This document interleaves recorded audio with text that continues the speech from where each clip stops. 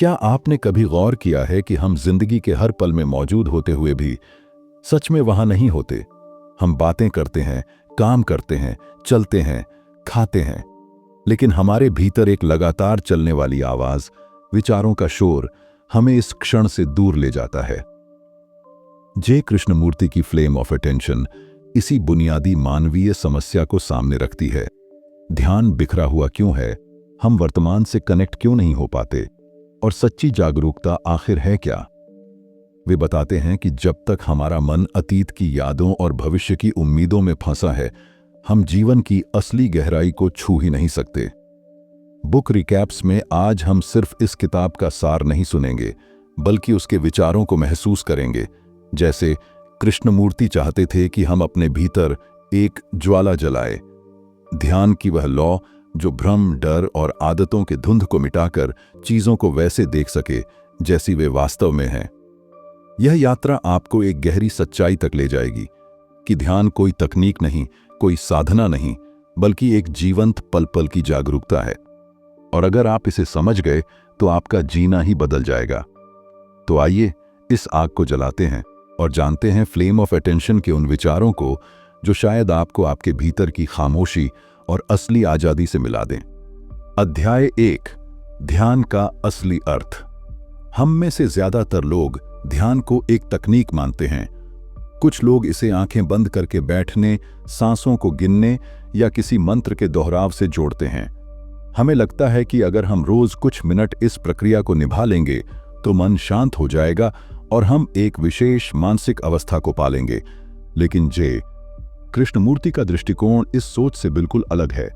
उनके लिए ध्यान कोई सीमित अभ्यास नहीं, बल्कि जीवन जीने का एक जीवंत और अनवरत तरीका है। एक ऐसी स्थिति जिसमें आपका मन और हृदय हर क्षण जागृत रहते हैं। कृष्णमूर्ति के अनुसार जैसे ही ध्यान एक तयशुदा विधि या रूटीन बन जाता है, वह अपनी जीवंतता खो देता है। मान लीजिए आपने तय कर लिया कि आप रोज सुबह 6 बजे 20 मिनट ध्यान करेंगे। शुरुआत में यह आपको शांत कर सकता है, लेकिन धीरे धीरे यह एक आदत, एक यांत्रिक क्रिया बनकर रह जाती है। उस पल में आप ध्यान कर तो रहे होते हैं, लेकिन भीतर वह सजगता, वह ताजगी नहीं होती जो वास्तविक ध्यान का सार है। ध्यान को किसी समय, स्थान या प्रक्रिया में बांध देना उसे मृत बना देता है, जबकि उसका स्वभाव जीवित और बदलते क्षण से जुड़ा रहना है। ध्यान का सच्चा अर्थ है देखना, लेकिन बिना किसी रुकावट के। आमतौर पर जब हम किसी वस्तु या व्यक्ति को देखते हैं तो तुरंत हमारे भीतर विचार, नाम या स्मृतियां उभर आती हैं। आप बगीचे में एक फूल देखते हैं और अगले ही क्षण मन कहता है गुलाब, फिर कितना सुंदर है, या मुझे लाल गुलाब पसंद है।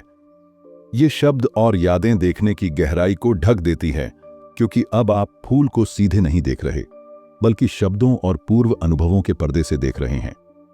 कृष्णमूर्ति का कहना है कि सच्चा ध्यान तभी संभव है जब हम चीजों को बिना लेबल दिए, बिना तुलना किए, वैसे ही देखें जैसे पहली बार देख रहे हों, निर्मल, निर्विकार और सीधा।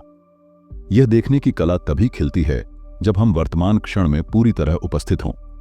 लेकिन हमारी आदत है कि मन लगातार अतीत की कहानियों और भविष्य की चिंताओं के बीच भागता रहता है। हम कभी सच में अभी में नहीं टिक पाते। कृष्णमूर्ति बताते हैं कि जब हम बिना किसी विचार, व्याख्या या लक्ष्य के सिर्फ वर्तमान में रहते हैं तो एक अद्भुत सहज शांति प्रकट होती है, जो किसी तकनीक का परिणाम नहीं, बल्कि समझ और सजगता की उपज है। और यहां एक और गहरा पहलू है। ध्यान का संबंध मैं से मुक्त होने से है।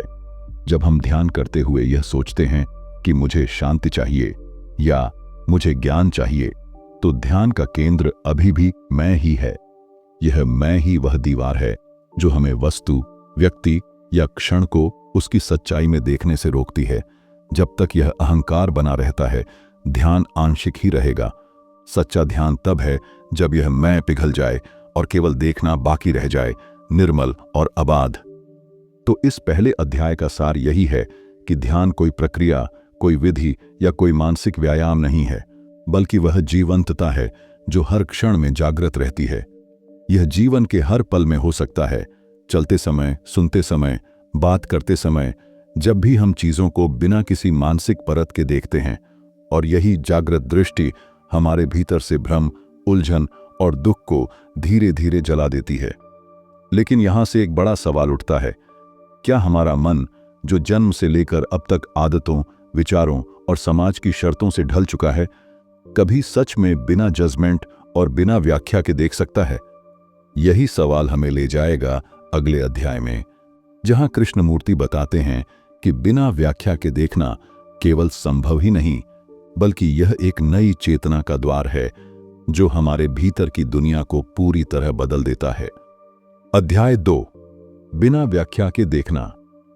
पिछले अध्याय के अंत में हमने एक सवाल छोड़ा था, क्या हमारा मन, जो बचपन से ही अनुभवों, आदतों और समाज की शर्तों में ढल चुका है, कभी सच में बिना जजमेंट और बिना व्याख्या के देख सकता है? यह सवाल साधारण लग सकता है, लेकिन यही वह दरवाजा है जो हमें ध्यान के असली अर्थ तक ले जाता है।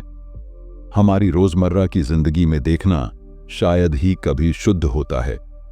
जब हम किसी व्यक्ति, वस्तु या परिस्थिति को देखते हैं तो हम वास्तव में देख नहीं रहे होते। हम तुलना कर रहे होते हैं, निर्णय कर रहे होते हैं, या अपने अतीत के अनुभव से उसका अर्थ निकाल रहे होते हैं। उदाहरण के लिए, आप किसी व्यक्ति से मिलते हैं और तुरंत मन में यह विचार आता है, यह भरोसेमंद लगता है या यह थोड़ा घमंडी है। यह निर्णय आपके पुराने अनुभवों, धारणाओं और समाज से सीखी बातों का परिणाम होता है। लेकिन क्या आपने उस व्यक्ति को वास्तव में देखा? शायद नहीं। आपने उसके बारे में अपने मन की छवि देखी, न कि उसकी वास्तविकता। कृष्णमूर्ति कहते हैं कि देखने की यह आदत, जिसमें विचार हमेशा बीच में आ जाता है, हमें सत्य से दूर रखती है। विचार हमेशा अतीत का उत्पाद है, वह कभी नया नहीं होता। जब आप किसी चीज को विचार के माध्यम से देखते हैं तो आप वास्तव में अतीत को देख रहे होते हैं, न कि वर्तमान को। इसीलिए वे कहते हैं कि सच्चा देखना तभी संभव है जब देखने में विचार की परछाई न हो। यह सुनना आसान है, लेकिन करना बेहद कठिन। जैसे ही हम किसी चीज को देखते हैं, मन स्वचालित रूप से नाम देता है, वर्गीकृत करता है और निर्णय लेता है। इसे रोकने के लिए जबरदस्ती की आवश्यकता नहीं है, बल्कि जरूरत है सजगता की। जब आप अपने भीतर इस प्रक्रिया को होते हुए देखते हैं, बिना उसे बदलने की कोशिश किए, तो धीरे धीरे देखने और सोचने के बीच एक हल्की सी दूरी बनने लगती है, और इसी दूरी में आपको बिना व्याख्या के देखने का स्वाद मिलता है। बिना व्याख्या के देखना केवल आंखों का कार्य नहीं है, यह पूरे अस्तित्व की भागीदारी है। यह ऐसा देखना है जिसमें आप न केवल दृश्य को, बल्कि अपने भीतर की प्रतिक्रियाओं को भी नोटिस कर रहे हैं, और फिर उन प्रतिक्रियाओं को भी बिना छेड़े देख रहे हैं। जब यह होता है तो एक अद्भुत स्पष्टता आती है, जैसे किसी धुंधले शीशे को पोंछ दिया गया हो। आप चीजों को वैसा ही देखते हैं जैसी वे वास्तव में हैं, न उनसे भागते हैं, न उन्हें पकड़ने की कोशिश करते हैं। इस तरह का देखना परिवर्तनकारी है, क्योंकि यह आपको उस मैं से बाहर निकाल देता है जो हर समय हस्तक्षेप करता रहता है। और जब मैं बीच में नहीं होता तो देखने में कोई विकृति नहीं रहती। यही शुद्ध देखना है और यही ध्यान का हृदय है। लेकिन यहाँ एक नया और गहरा प्रश्न खड़ा होता है। अगर देखना इतना स्पष्ट और स्वतंत्र हो सकता है, तो फिर हमारे भीतर इतने डर, गुस्से और दुख क्यों जमे हुए हैं? क्या यह संभव है कि सिर्फ देखने से ही हम इन जटिल भावनाओं से मुक्त हो जाएं, बिना उन्हें दबाए या भागे? यही खोज हमें ले जाएगी अगले अध्याय में, जहां कृष्णमूर्ति बताते हैं कि कैसे डर और दुख को सीधे देखना उन्हें हमेशा के लिए समाप्त कर सकता है। और यह किसी प्रयास का नहीं, बल्कि समझ का परिणाम होता है। अध्याय 3, डर और दुख को सीधे देखना। पिछले अध्याय में हमने यह सवाल छोड़ा था, अगर देखने की कला इतनी साफ और स्वतंत्र हो सकती है, तो फिर हमारे भीतर इतने डर, गुस्से और दुख क्यों जमे हुए हैं? और क्या सिर्फ देखने से ही हम उनसे मुक्त हो सकते हैं, बिना उन्हें दबाए या उनसे भागे? यही खोज हमें इस अध्याय में ले आती है, जहां जे कृष्णमूर्ति बताते हैं कि डर और दुख का अंत किसी तकनीक से नहीं, बल्कि उनकी जड़ों को देखने से होता है। हम अक्सर अपने डर से भागते हैं, कभी मनोरंजन में, कभी रिश्तों में, कभी काम में खुद को डुबोकर। हम उन्हें छुपाने की कोशिश करते हैं या तर्क देकर समझाने लगते हैं, लेकिन कृष्णमूर्ति कहते हैं कि जब आप डर से भागते हैं तो वह और गहराई में जाकर जड़ें जमा लेता है। डर को खत्म करने का एकमात्र रास्ता है उसे पूरी तरह देखना जैसे वह है, बिना किसी बचाव के। सोचिए, जब आप किसी डर को देखते हैं, मान लीजिए असफलता का डर, तो आपका मन तुरंत उसके कारण खोजने लगता है, उसे बदलने की कोशिश करता है या खुद को समझाता है कि सब ठीक हो जाएगा। लेकिन इस प्रक्रिया में आप डर को सीधा नहीं देख रहे, बल्कि उसके चारों ओर विचारों की एक दीवार खड़ी कर रहे हैं। कृष्णमूर्ति कहते हैं, अगर आप बिना कुछ किए बस डर के साथ बैठ जाएं और उसकी हर लहर, हर हलचल को महसूस करें, तो कुछ अद्भुत होता है। डर अपनी शक्ति खोने लगता है। यही बात दुख पर भी लागू होती है। हम दुख को भूलने के लिए किसी और में सांत्वना ढूंढते हैं, किताबों में, धर्म में या समय के बहाव में। लेकिन दुख समय से खत्म नहीं होता, वह सिर्फ दब जाता है और फिर किसी क्षण उभर आता है। सच्ची मुक्ति तब होती है जब हम दुख को पूरी स्पष्टता से देखते हैं, उसके हर पहलू को, उसके बनने की प्रक्रिया को, बिना यह चाहे कि वह बदल जाए। कृष्णमूर्ति के अनुसार डर और दुख को सीधे देखना कोई साधना नहीं, बल्कि गहन ईमानदारी है, अपने आप से, अपनी भावनाओं से, अपने भीतर की सच्चाई से। इसमें कोई तकनीक, कोई शिक्षक, कोई किताब मदद नहीं कर सकती, क्योंकि देखने का कार्य पूरी तरह व्यक्तिगत और आत्मनिष्ठ है। और जब आप सचमुच देखते हैं, पूरी सजगता और संवेदनशीलता के साथ, तो एक अद्भुत बात होती है। डर और दुख का अंत अपने आप होने लगता है। यह किसी प्रयास का नतीजा नहीं होता, बल्कि केवल समझ का परिणाम होता है। उस क्षण में आप एक अजीब सी हल्कापन और स्वतंत्रता महसूस करते हैं, जैसे किसी भारी बोझ को उतार फेंका हो। लेकिन यहां एक और गहरा प्रश्न सामने आता है। अगर इस तरह देखना इतना परिवर्तनकारी है, तो क्या यह केवल हमारे भीतर की भावनाओं तक सीमित है, या हम इसे अपने रिश्तों और दूसरों के साथ जुड़ाव में भी जी सकते हैं? क्या हम इंसानों के बीच के संबंधों को भी बिना जजमेंट, बिना अतीत के बोझ के देख सकते हैं? यही हमें ले जाएगा अगले अध्याय में, जहां कृष्णमूर्ति बताते हैं कि ध्यान और जागरूकता कैसे हमारे संबंधों को पूरी तरह नया रूप दे सकती है। ऐसा रूप जिसमें न अपेक्षा है, न भय, केवल स्पष्टता और प्रेम। अध्याय 4, संबंधों में ध्यान। पिछले अध्याय के अंत में हमने सवाल उठाया था, क्या बिना जजमेंट और बिना अतीत के बोझ के देखने की कला को हम अपने रिश्तों में भी जी सकते हैं? जे कृष्णमूर्ति कहते हैं कि यह न केवल संभव है, बल्कि अगर हम ऐसा नहीं करते तो हमारे रिश्ते हमेशा अधूरे, संघर्ष से भरे और उथले रहेंगे। हम अक्सर सोचते हैं कि हम अपने परिवार, दोस्तों या साथी को अच्छी तरह जानते हैं, लेकिन अगर हम ध्यान से देखें तो पाएंगे कि हमारा जानना वास्तव में अतीत का संग्रह है, पुराने अनुभव, कहीं सुनी बातें और हमारे बनाए हुए मानसिक चित्र। जब हम किसी से मिलते हैं तो हम सीधे उस व्यक्ति को नहीं देखते, बल्कि अपनी स्मृतियों के माध्यम से देखते हैं। यह वैसा है जैसे किसी खिड़की पर पुराना धुंधला शीशा लगा हो। हम सामने का दृश्य देखते हैं, लेकिन उसकी असली रंगत और स्पष्टता खो जाती है। कृष्णमूर्ति कहते हैं कि सच्चा संबंध तभी संभव है जब हम सामने वाले को जैसा वह इस क्षण है वैसे देखें, न कि जैसा वह पहले था या जैसा हम चाहते हैं कि वह हो। इसका मतलब है कि हमें अपने मन में बनी उस छवि को छोड़ना होगा जो हमने उसके बारे में बनाई है, और यह छोड़ना किसी मजबूरी से नहीं, बल्कि जागरूकता से आता है। सोचिए, जब आप किसी के साथ होते हैं और पूरी तरह वर्तमान में रहते हैं, उसके हाव भाव, शब्द और ऊर्जा को बिना तुलना या प्रतिक्रिया के महसूस करते हैं, तो एक अलग तरह की निकटता बनती है। इसमें कोई स्वामित्व नहीं, कोई अपेक्षा नहीं, सिर्फ एक साफ, जीवित जुड़ाव। यही जुड़ाव प्रेम की असली जड़ है। कृष्णमूर्ति के लिए प्रेम कोई भावना मात्र नहीं, बल्कि ध्यान की सबसे उच्च अवस्था है, जहां देखने में कोई विकृति नहीं और संबंध में कोई बंधन नहीं।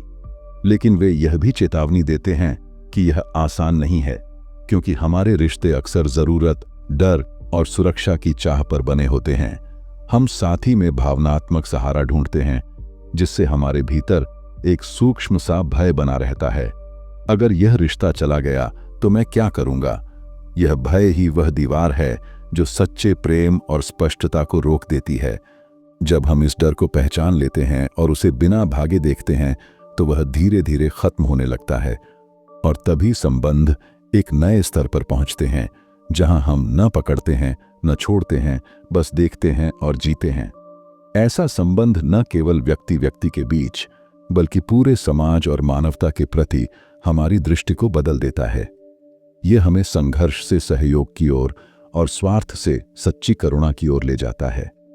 लेकिन यहां से एक और सवाल उठता है, अगर हम अपने रिश्तों में इस तरह की जागरूकता और स्वतंत्रता ला सकते हैं तो क्या हम इस ध्यान को पूरे जीवन में, हर गतिविधि में, हर क्षण में जी सकते हैं? क्या ध्यान केवल कुछ खास परिस्थितियों के लिए है या यह जीवन का स्वाभाविक प्रवाह बन सकता है? यही हमें ले जाएगा अगले अध्याय में, जहां कृष्णमूर्ति बताते हैं कि ध्यान को किसी समय, स्थान या रूप में बांधा नहीं जा सकता। वह तो एक सतत ज्वाला है जो हर क्षण को नया बना देती है। अध्याय 5, ध्यान की सतत ज्वाला। पिछले अध्याय में हमने यह सवाल उठाया था, क्या ध्यान केवल कुछ विशेष परिस्थितियों तक सीमित है या यह जीवन के हर क्षण का स्वाभाविक हिस्सा बन सकता है? कृष्णमूर्ति इस पर बहुत स्पष्ट हैं। सच्चा ध्यान किसी समय, स्थान या अभ्यास में बंधा हुआ नहीं होता। ये किसी एक पल में जागकर फिर बुझ जाने वाली मोमबत्ती नहीं, बल्कि एक सतत ज्वाला है, जीवित, गतिशील और हमेशा नई। हम में से अधिकतर लोग ध्यान को किसी खास माहौल से जोड़ते हैं। शांत कमरा, धीमी रोशनी, बंद आंखें और कुछ मिनट का अभ्यास। इसमें बुराई नहीं, लेकिन अगर ध्यान केवल इस सीमित दायरे में है तो वह हमारे बाकी जीवन से कट जाता है। कृष्णमूर्ति कहते हैं कि ध्यान का असली स्वरूप तब प्रकट होता है जब हम जीवन के हर पल को पूरी सजगता से जीते हैं, चाहे वह सड़क पर चलना हो, किसी से बात करना हो या अकेले बैठकर हवा के झोंके को महसूस करना। ध्यान की यह ज्वाला निरंतर जलती है, लेकिन इसे जलाए रखने के लिए किसी प्रयास की जरूरत नहीं होती। असल में जबरदस्ती किया गया ध्यान जल्दी बुझ जाता है। यह तब स्वाभाविक रूप से प्रकट होता है जब मन अतीत और भविष्य के बोझ से मुक्त होकर केवल वर्तमान में ठहरा होता है। उस क्षण में आप हर आवाज, हर गंध, हर दृश्य और अपने भीतर की हर भावना को इतनी स्पष्टता से महसूस करते हैं कि कुछ भी अनदेखा नहीं रहता। कृष्णमूर्ति के अनुसार इस सतत ध्यान का एक और अद्भुत पहलू है, यह हर क्षण को नया बना देता है।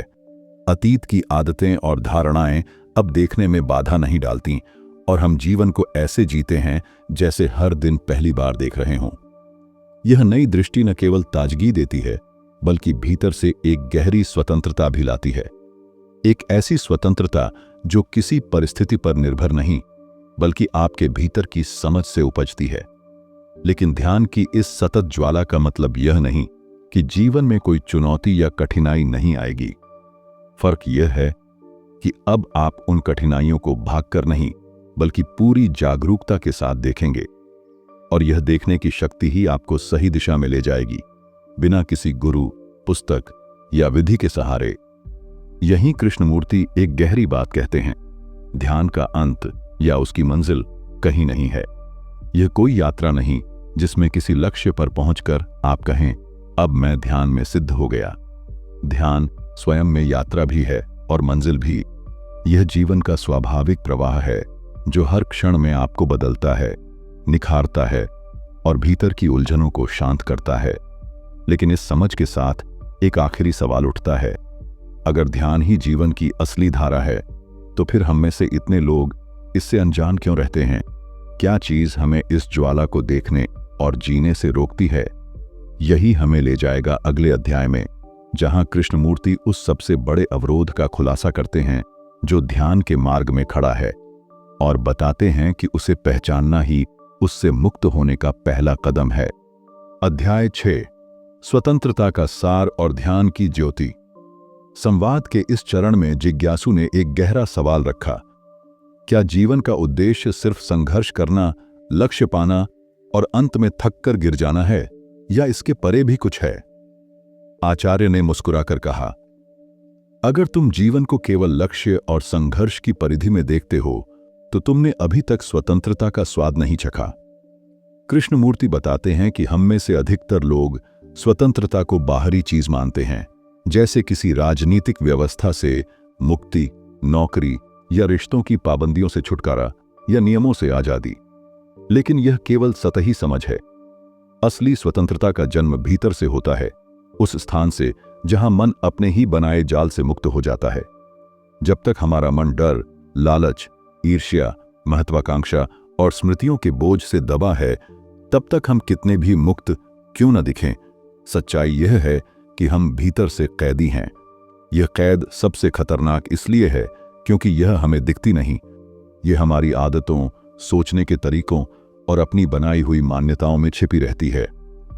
हम यह मान लेते हैं कि हमारी सोच ही हकीकत है, लेकिन असल में वही सोच हमारी दुनिया को सीमित कर देती है।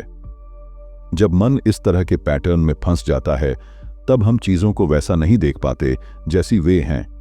हम केवल वही देखते हैं जो हमारे भीतर का पूर्वाग्रह हमें देखने देता है। यहीं पर ध्यान, अटेंशन का महत्व आता है। कृष्णमूर्ति के अनुसार ध्यान कोई साधना या तकनीक नहीं है जिसे आप किसी पुस्तक से सीख लें या किसी गुरु से प्राप्त कर लें। सच्चा ध्यान एक जीवित, जागरूक, ताजा प्रक्रिया है जिसमें आप अपने भीतर और बाहर दोनों को बिना किसी फिल्टर, बिना किसी निर्णय और बिना किसी इच्छा के देख रहे होते हैं। यह देखने का कार्य ही अंधेरे में जलती हुई एक मशाल की तरह है, जो धीरे धीरे आपके मन की जंजीरों को रोशन करता है और आपको यह दिखाता है कि आप कहां बंधे हुए हैं। ध्यान का यह प्रकाश किसी लक्ष्य की पूर्ति के लिए नहीं, बल्कि केवल देखने के लिए होता है, बिना किसी हस्तक्षेप के। और जब देखने की यह कला गहराती है, तो आपके भीतर एक गहरी ऊर्जा, एक शुद्ध स्पष्टता उत्पन्न होती है। यही स्पष्टता असली स्वतंत्रता का द्वार खोलती है। यह स्वतंत्रता कोई भविष्य का सपना नहीं, बल्कि वर्तमान क्षण में अनुभव की जाने वाली एक सच्चाई है। कृष्णमूर्ति चेतावनी देते हैं, स्वतंत्रता का यह स्वाद पाने के लिए आपको तैयार रहना होगा कि आप अपनी जानी पहचानी सोच, अपनी पुरानी धारणाओं और आरामदायक भ्रमों को छोड़ दें। और यही सबसे कठिन है, क्योंकि मन हमेशा परिचित चीजों को पकड़कर रखना चाहता है। लेकिन फिर भी सवाल यही है, अगर स्वतंत्रता हमारे भीतर ही है, अगर यह किसी दूर की मंजिल नहीं बल्कि यहीं और अब भी संभव है, तो हम इसे देखने से चूक क्यों जाते हैं? कौन सी अदृश्य शक्तियां हमें इस आंतरिक आजादी से दूर रखती हैं? यही सवाल हमें ले जाता है अगले अध्याय की ओर, जहां हम जानेंगे कि किस तरह विचारों की निरंतर धारा, समाज का दबाव और हमारी गहरी जमी आदतें हमें इस स्वतंत्रता के अनुभव से वंचित कर देती हैं, और इससे मुक्त होने का पहला कदम क्या है। अध्याय 7, संपूर्ण ध्यान और अंतर्मुक्ति। जब हम ध्यान, मेडिटेशन की बात करते हैं, तो अधिकतर लोगों के मन में तुरंत एक पारंपरिक छवि बनती है। कोई शांत जगह, आंखें बंद, शरीर स्थिर और मन को किसी मंत्र, सांस या कल्पना पर केंद्रित करना। लेकिन कृष्णमूर्ति के अनुसार यह ध्यान का सिर्फ एक छोटा हिस्सा है, और अक्सर यह सच्चे ध्यान की जगह मात्र एक मानसिक व्यायाम बनकर रह जाता है। उनका कहना था कि ध्यान को किसी पद्धति, अनुशासन या तकनीक में कैद करना उसकी वास्तविकता को सीमित कर देता है।